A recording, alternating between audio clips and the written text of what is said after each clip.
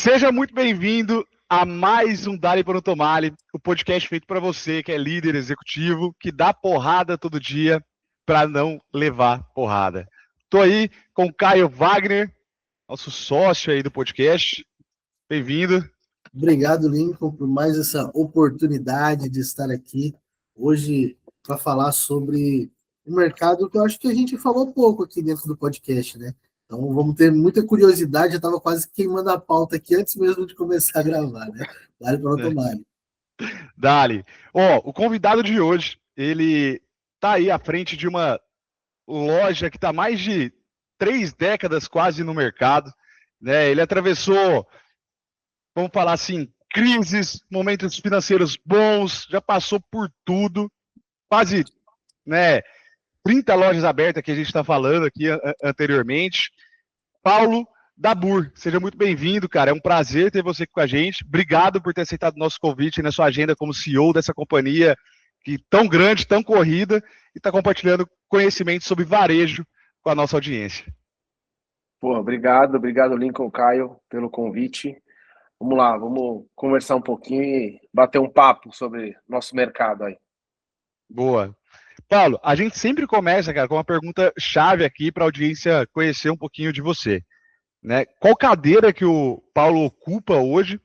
Quais são os leões que ele mata diariamente no dia a dia dele? E quais as antas que tu tem que desviar aí, né, para conseguir cumprir os objetivos?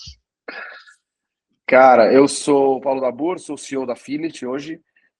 Estou na companhia em março agora, daqui um mês e meio, vai fazer 20 anos. Eu passei por todos os setores, desde estoquista a todas as áreas, marketing, produto, financeiro, planejamento, vendas, tudo atacado.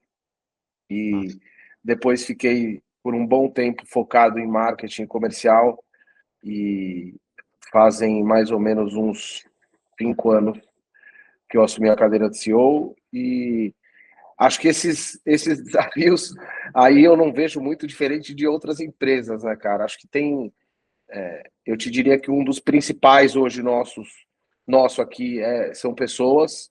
A gente tem uma cultura bem forte e a gente precisa ser muito difícil de entrar e fácil de sair, né? Então, a gente tem muito forte aqui a questão de que a gente precisa de pessoas alinhadas com o nosso propósito, querendo chegar onde a gente quer chegar. E aí, eu te diria que esse é o principal desafio, é a nossa principal fortaleza, né? Porque você conseguir ter um time desse é muito desafiador, mas também é quem vai te levar para o próximo nível. Então, acho que eu te diria que esse é nosso desafio diário aqui. Massa. Cara, quando você fala de pessoas, acredito que dentro da Philips aí a gente tem a parte varejo, né? Vamos falar assim, entre aspas, chão de loja, e a parte também executivo, escritório, né? Compras, etc. O que muda nesses dois times, cara? Cara, sim, a gente tem essa divisão do time comercial, né? O time chão de loja com o escritório. Eu te diria que o que muda, basicamente, é o mindset de cada um. Mas todo mundo na Affiliate tem que servir a venda, tá? Então, o nosso direcionamento aqui para todos os gestores, para todos os heads de área, e é o que todas as lojas entendem deles também, a gente precisa estar focado no cliente, focado na venda. Então, todas as decisões e tudo que a gente faz aqui, mesmo que não tem nada a ver com venda, tem todo o direcionamento olhando para isso. Então, desde a parte logística, a planejamento financeiro, todo mundo tem que estar 100% voltado em vendas e olhando para vendas. Então, acho que esse é o nosso principal desafio, é fazer com que as pessoas que não estão absolutamente ali comissionadas e voltadas no dia a dia comercialmente estejam alinhadas com isso, porque a parte de venda sente muito quando o back-office não está olhando para vendas no final das contas. Então, as decisões impactam em tudo, né? Se a logística não faz o trabalho bem feito, não gera uma experiência boa, isso impacta em vendas e isso serve para todos os outros setores. Então, acho que por mais que a a parte de back-office não está lá com a barriga no balcão, o nosso desafio aqui é fazer todo mundo entender de que faz parte do processo de venda e todo mundo precisa estar preocupado com isso. Massa, cara. E quando você fala de processo de venda, acho que é uma cultura que fez a companhia sobreviver aí desde 88, quando ela foi fundada, né? Ter esse olhar. Tem alguns ritos, cara, que vocês trazem desde esse tempo até hoje, que é executado na companhia anualmente, mensalmente, enfim, para fazer esse alinhamento do chão com o back-office? Cara, tem vários, para te falar a verdade, né? A gente tem alguns que foram sendo aparecendo de maneira natural, né? E a gente foi incrementando nos nossos ritos, e tem outros que a gente foi implementando para conseguir gerar isso, né?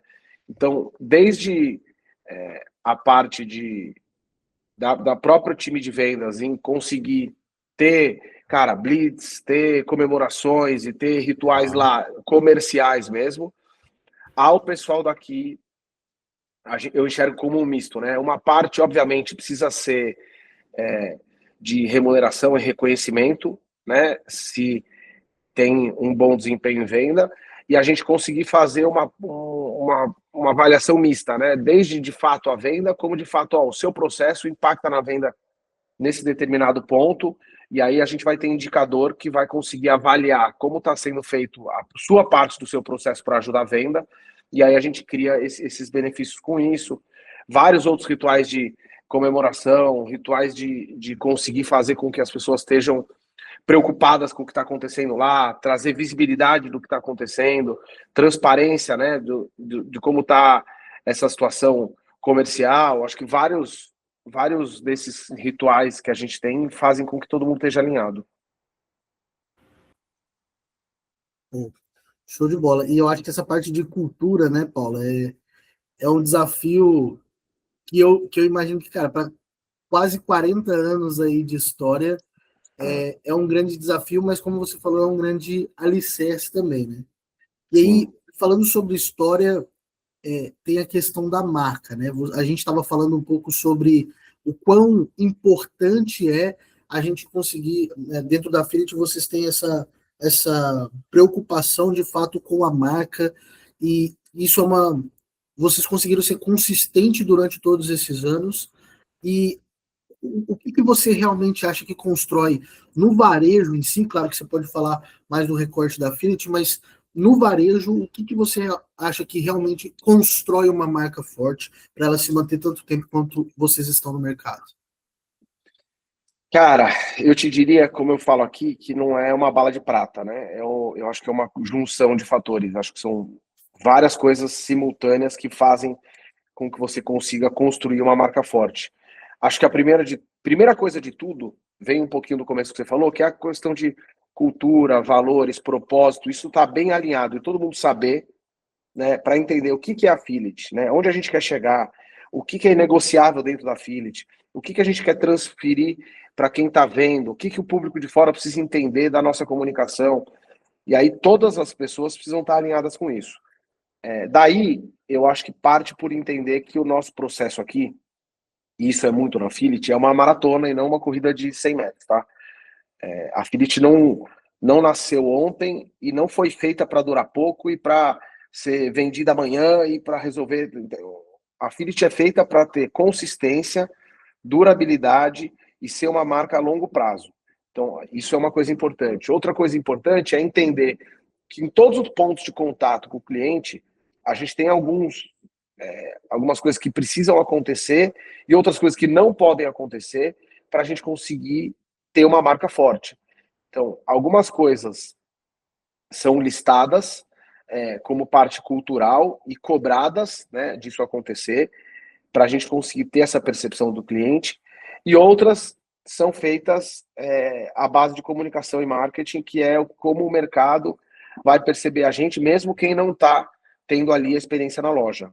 Então, eu acho que é uma construção de todos esses braços juntos que conseguem fazer com que a gente tenha uma marca forte e consiga se construir uma marca forte. Acho que nenhuma marca forte que a gente conhece foi construída do dia para a noite.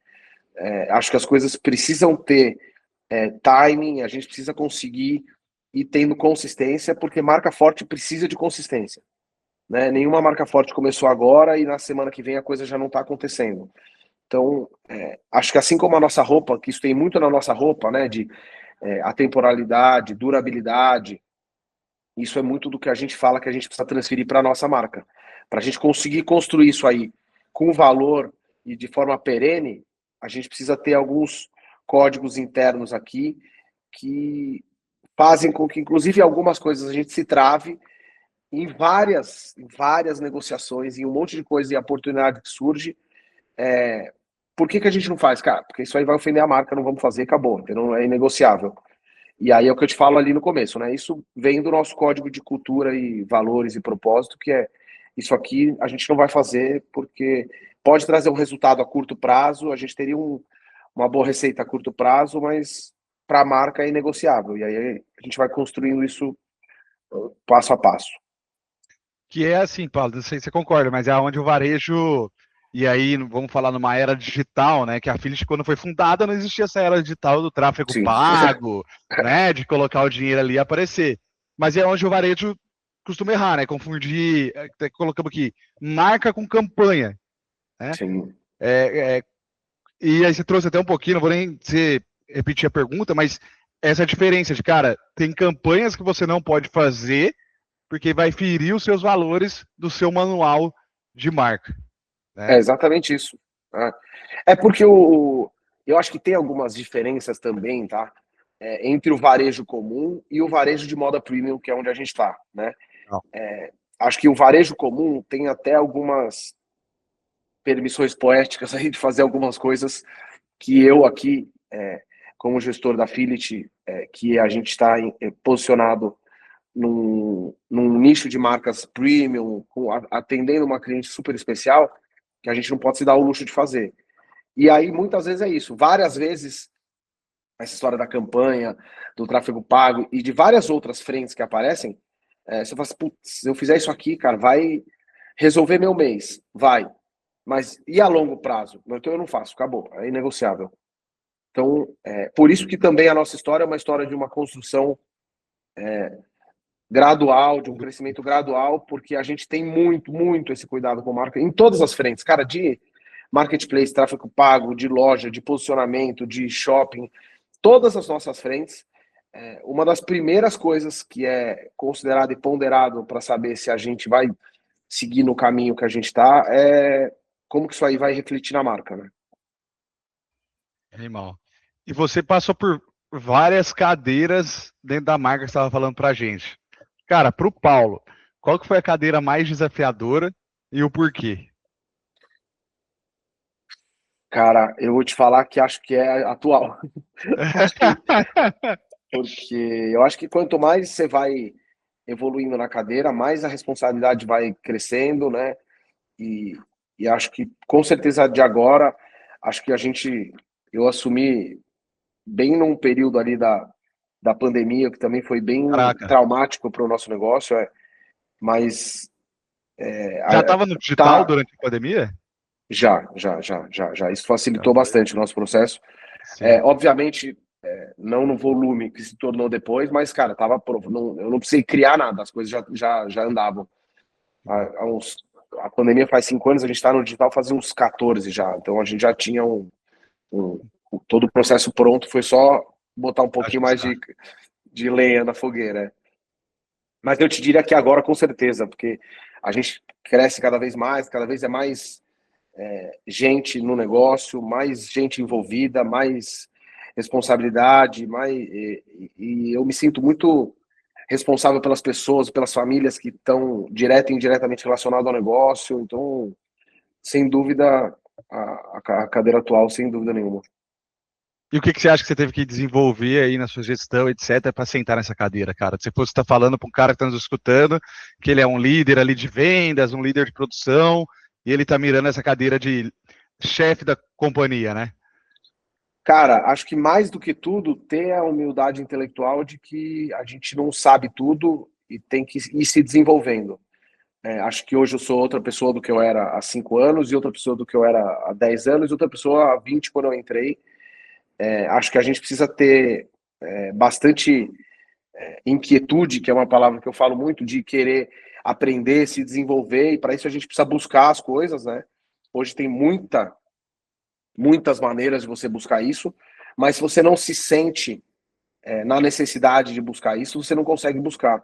E eu tenho uma visão de que para a gente conseguir levar a companhia para onde a gente quer, a gente precisa antes se desenvolver para conseguir puxar isso daí, puxar todo mundo, né? Então, se você fica estagnado no seu nível de conhecimento e no seu desenvolvimento profissional, provavelmente você não vai conseguir ir para outras cadeiras.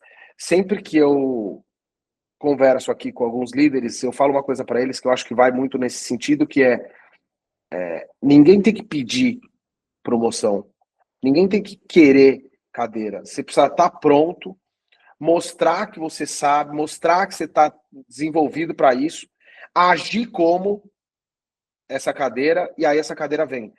Então, acho que é muito nisso. Então, se você falar para mim, Paulo, você está pronto para ser o líder e o CEO da companhia em 2035? Cara, não, mas eu sei que eu vou precisar evoluir, que eu vou precisar me melhorar, que eu vou precisar levar a gente para um outro patamar. Então, eu acho que a gente precisa ter essa inquietude, porque acho que quem está numa cadeira de um determinado nível de companhia não necessariamente é a pessoa certa para estar à frente dela quando ela estiver do dobro do tamanho.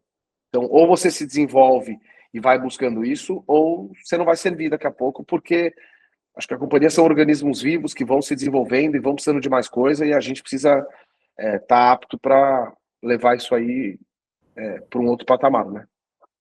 Ô Paulo, e aí você falou essa questão da humildade intelectual, e que hoje você é outra pessoa em relação ao Paulo ali que começou a trabalhar dentro da Fiat, e você já sabe que vai precisar ser uma outra pessoa lá em 2035, por exemplo. Você sempre teve essa clareza, ou algo te deu essa clareza dessa necessidade de evolução? Foi muito leão enfrentado, muita anta eu não tinha, antigamente eu não tinha essa, tipo, há anos atrás eu não tinha tão claro como hoje. Acho que algumas coisas me fizeram enxergar isso há alguns anos atrás. Umas porradas que a empresa dá na gente, né? Que a vida dá. E outras, a certeza de ter gestores e heads de área nas suas áreas melhores do que eu, no que eles fazem. E aí esse sentimento sempre de estar em busca disso, e pessoas de fora do negócio que a gente vai buscando conhecimento e vão mostrando para a gente outros caminhos e como a gente pode evoluir. Mas acho que a maturidade, né, a idade, traz um pouquinho isso aí para a gente, dessa humildade intelectual de saber que a gente precisa estar nessa constante evolução. Mas eu te diria que de todas essas coisas, gente de fora, idade, gestores, o que mais traz isso aí são as porradas que o negócio te dá, né? Então, os tropeços que você vai tendo, você vai abaixando um pouco a bola e colocando o ego mais para baixo e falando assim, cara, beleza, entendi, preciso mudar e errar novo e aprendendo com o que você errou, né? Massa. Ô, Paulo, desses tropeços, cara, teve algum que te marcou e que tu poderia trazer pra gente? Porque, pô, falar de coisa boa, né, cara, mas tá trazendo aqui uma visão que é muito legal. Pô, é o tropeço que vai te ensinar, né? Teve algum, assim, que você pode trazer que, cara, foi desse jeito, eu agi assim, evoluí nisso? Tava Cara, fora da pauta, hein, tantos. gente? Então, vou pôr ele na fogueira aqui. São tantos, cara. Acho que no nosso negócio, acho que algumas frentes, né? Quando você vai crescendo e vai expandindo, você vai vendo claramente, né? E vai vivenciando que você precisa de tempo para as coisas maturarem, que você precisa de pessoas para fazer a coisa acontecer lá, que não vai ser qualquer um que vai fazer cada área funcionar, que não vai ser qualquer vendedor, qualquer gerente que vai fazer uma loja funcionar. Você vai entendendo que, cara, já tomei muita porrada disso, já tomei muita porrada de planejamento, controle de produção, estoque, que é talvez um dos lugares mais sensíveis para o varejo, né? Que no final das contas o dinheiro fica na prateleira. Moda, né? Então é um produto que, querendo ou não, é perecível. Você fala assim, pô, seu produto é perecível como? É perecível. O nosso negócio é super perecível. O negócio que a gente lança hoje, daqui 4, 5, 6 meses, cara, ninguém quer mais, não adianta, entendeu? Então, se você erra no estoque, nesse planejamento de produção, à medida que você vai crescendo, lojas e o seu volume de venda, quanto mais você cresce, mais você precisa produzir, aí é fluxo de caixa, e aí o dinheiro está na prateleira, e aí você produziu errado. Cara, isso te dá porrada diariamente, porque isso é um aprendizado constante. Então, acho que essas certezas de que você vai sempre ter que ir aprendendo ajudam, mas elas não acabam. Eu queria muito que tivesse uma coisa, tipo, um caso para te falar, foi então, aqui acabou e não existe mais, mas eu te diria que talvez essas duas frentes, essa frente de expansão e de conseguir essa manutenção de DNA é uma porrada constante, e a frente de conseguir ali uma mensuração de demanda, produção, venda, que, cara, se você faz pouco é problema, porque acaba, se você faz muito é problema maior ainda, porque falta dinheiro e fica na prateleira. Então e isso aí, quando eu falo dessa... É um equilíbrio, né, cara? Você tá ali naquele negócio da gangorra. E esses dois, cara, eu te diria que não é nem um varejo de moda, é o varejo como um todo, isso aí. São dois fatores aí no crescimento, na expansão e na evolução dos negócios que é uma preocupação constante. Aí a gente vem para te tentar trazer um pouco também de como a gente resolveu, né? Acho que primeiro pessoas boas, melhores que a gente, que estão num patamar à frente da gente. Então fala, cara, trazer alguém que já passou por isso, que está alguns anos na sua frente, que já sabe como lidar com os problemas que você vai lidar nos próximos 2 anos. E muito do que eu faço aqui que é trazer tecnologia, né? Conseguir implementar e grudar algumas plataformas e conectar algumas inteligências que fazem com que a gente, nessas duas frentes aí que eu falei, consiga ir mitigando os riscos e evoluindo. Paulo, depois eu deixo o Lincoln seguir com o resto da pauta, mas é porque você falou uma coisa que, cara, ficou na minha cabeça, que foi a questão da humildade intelectual. E aí, o que eu penso, né? A gente já trabalhou, né? Eu aqui, o Lincoln, a gente tem uma consultoria comercial que a gente trabalhou já com vários empresários. E, cara, a gente já viu muito empresário que não queria contratar pessoa melhor do que ele porque ele sentiu o seu ego ferido. E eu acho que a questão da humildade intelectual ela vem muito nesse sentido. Cara, eu preciso de pessoas melhores que eu e não tem problema ela saber mais do que eu, inclusive é melhor. Mas ter essa humildade intelectual talvez seja difícil de aceitar. E eu queria perguntar, o Paulo já teve algum momento que faltou essa humildade intelectual? Ou você já viu isso no mercado com outras pessoas e viu isso afetando as empresas do mercado? Cara, já vê no mercado, eu vejo constantemente, porque eu acho que tem um pouco do que você falou, né? Porque as pessoas têm um pouco de receio desse vai tomar meu lugar e afins. Eu já tive várias vezes, tá? Mas acho que não nesse lugar que você falou. Eu já tive várias vezes no lugar de falar, cara, eu sei, o caminho é esse aqui, vamos lá, e aí você vai no meio do caminho e fala, cara, o caminho não era esse aqui, não.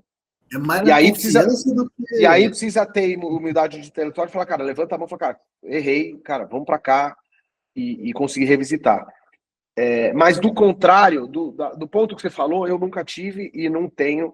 Eu tenho bastante convicção que, cara, meu time comercial sabe muito mais que eu de venda. Cara, minha head financeira sabe muito mais que eu disso. Minha head de marketing sabe muito mais que eu. A minha head de pessoas sabe muito mais que eu disso. Então, eu tenho bastante convicção de que isso nunca foi um problema e eu sempre busquei isso, né? E aí, junto com isso, mesmo eles sabendo mais, eu tenho uma questão minha que é comigo e que eu passo para eles, que você sabe, isso é legal, mas a gente vai precisar saber mais e tentar fazer com que eles também tenham essa evolução constante para conseguir ir aprendendo e adquirindo mais conhecimento. Mas isso eu nunca tive, não, cara. Se eu te falar, eu tenho perto das minhas meninas aqui, cara, eu não sei nada. Que massa. Tanto que uma das coisas que a gente faz muito aqui é uma decisões bem democráticas, né? Elas participam, os heads e os gestores de área participam de todas as áreas, sabem tudo que está acontecendo em todas as áreas, tem um all hands para a gente conseguir deixar todo mundo na mesma página, mas eles participam muito do todo também, sabe?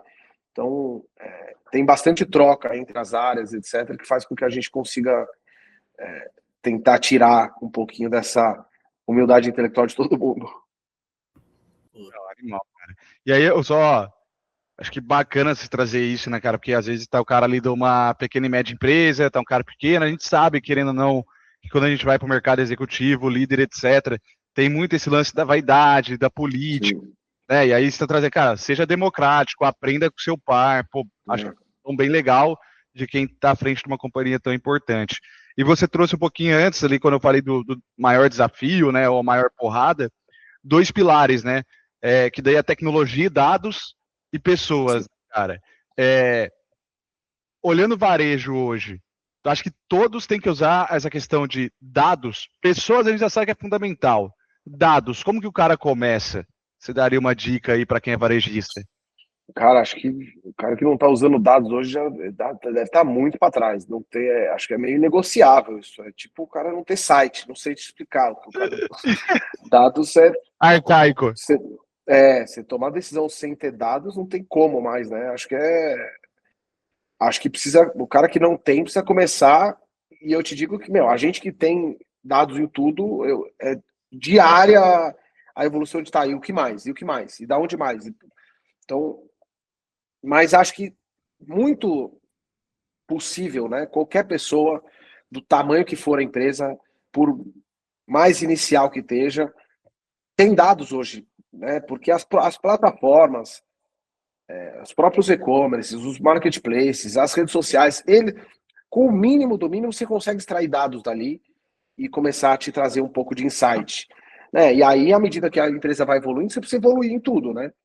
Então, começar a criar o seu próprio BI, começa a criar os seus próprios indicadores, começa a ter um pouco mais de sofisticação, né, nesses dados. Mas eu acho que os dados básicos, cara, qualquer RP consegue cuspir, talvez você não vá ter a visualização ideal ou afins, mas você consegue ter acesso a eles.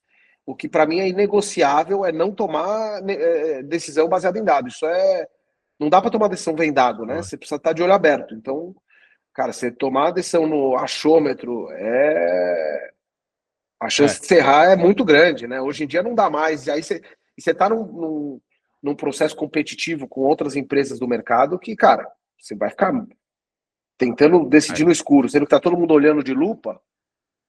É difícil você conseguir sobreviver, né, cara? Então, acho que é meio negociável dados hoje. Acho que é esse ponto que você trouxe, é sobrevivência, né, cara? Que a gente vê que muitos varejos abrem e muitos varejos fecham. E aí, para mim, assim, mais do que um ponto hoje, claro, cara, você colocou sua loja no shopping, pô, vai ter gente ali, vai entrar, ou você colocou sua loja no centro, enfim. Mas essa é a questão de, cara, o cara não sabe o que comprar. E aí no mercado de moda, né, tem muitos pequenas marcas, vamos falar assim, né?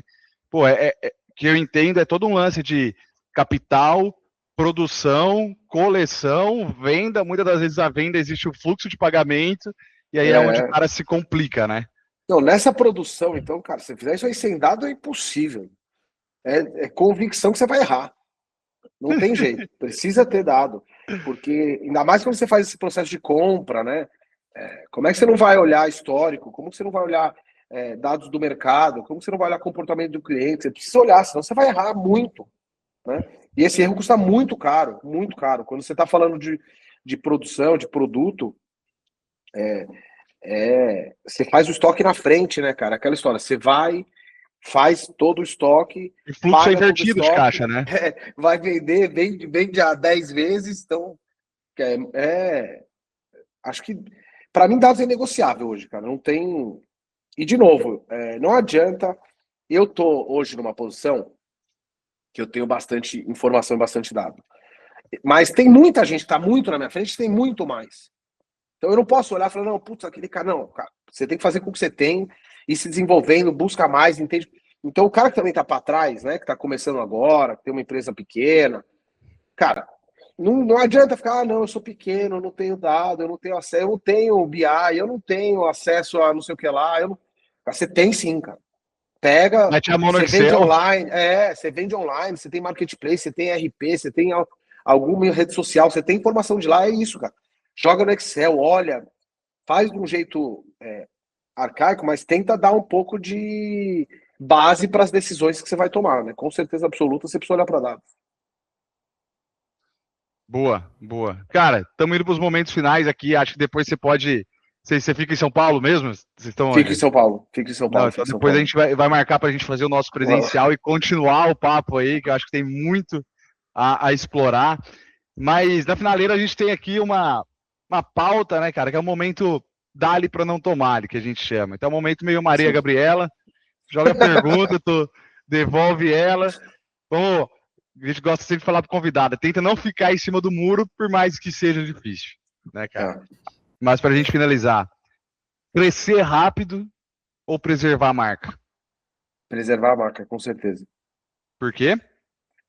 Porque crescer rápido, você vai ter muitos problemas com a marca, com caixa, com gente, com todas as coisas que a gente falou, e as chances de dar errado é muito grande.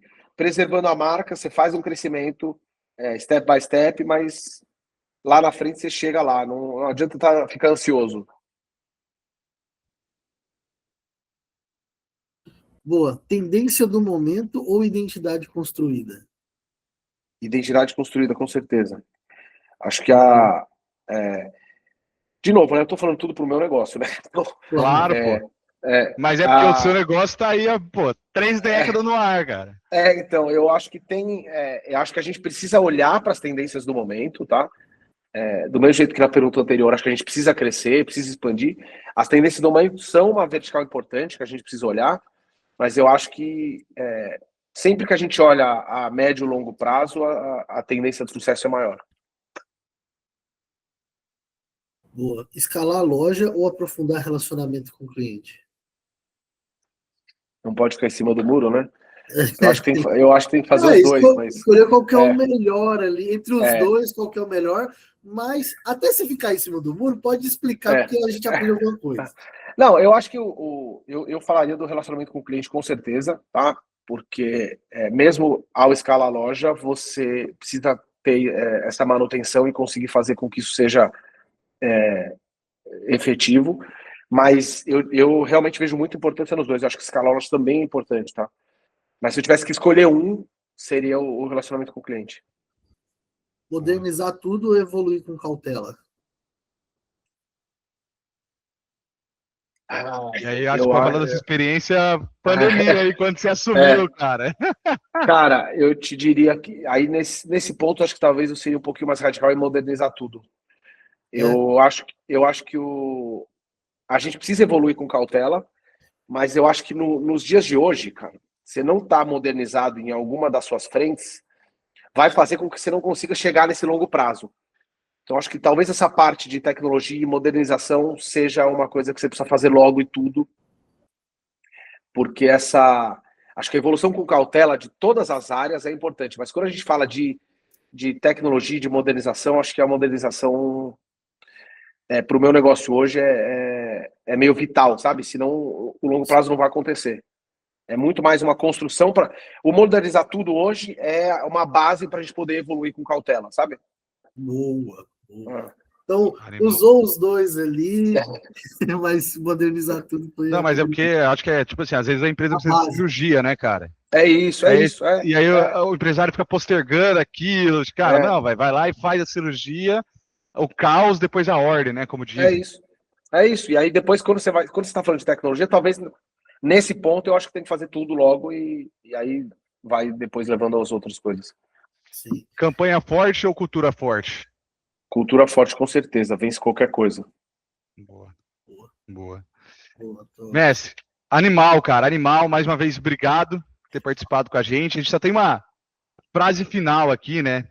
Que é: que conselho que você daria para o empresário do varejo que quer construir uma marca que dure décadas? Cara, acho que a primeira coisa de tudo, olhar a longo prazo e olhar e tomar decisões olhando não só o dia de amanhã, né?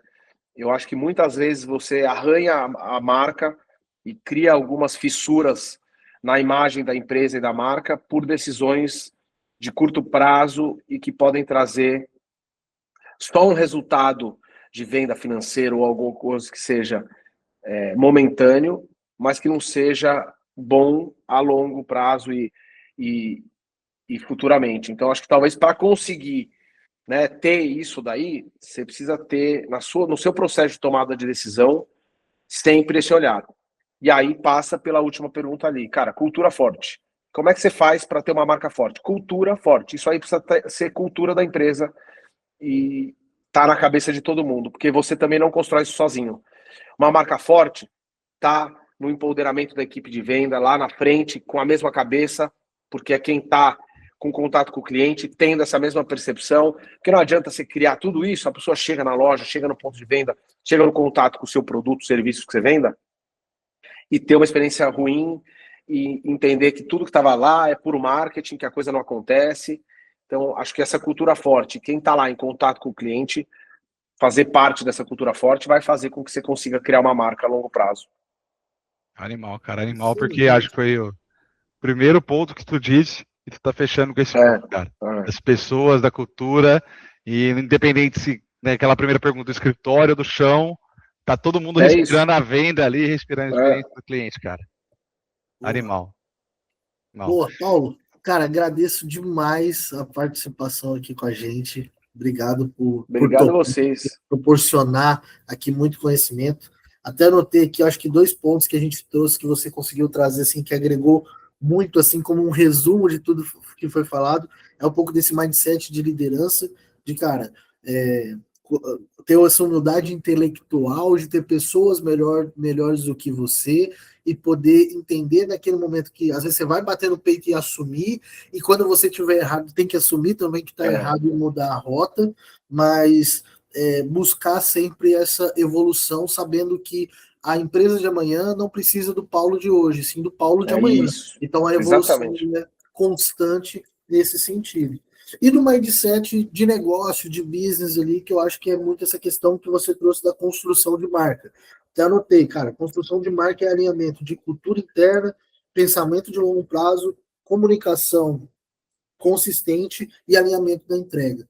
Então, acho que são 2 pontos ali, além de tudo que você trouxe, que fecha bem, sintetiza muito bem o empresário líder, né, ou executivo que pegar isso aqui do que a gente conversou, cara, já vai sair melhor do que ele entrou. É isso aí. Viu só? Você é bem melhor que eu para sintetizar as coisas, por exemplo. Aí, ó. Você conseguiu fazer isso muito bem. Acho que é isso aí. É um pouco do que eu acredito. Sacanagem. Aqui, ó. Boa. Animal, é isso aí. Paulo. Obrigado pelo convite. Obrigado. E nos vemos em breve, em alguma outra vez aí. Com certeza, com certeza. Com certeza. Você que nos acompanhou aqui, já se inscreve no canal, segue também o Paulo lá no LinkedIn, vamos deixar aí, e bora dar-lhe para não tomar-lhe. Até nosso próximo episódio. Valeu. Dá-lhe para não tomar, pessoal.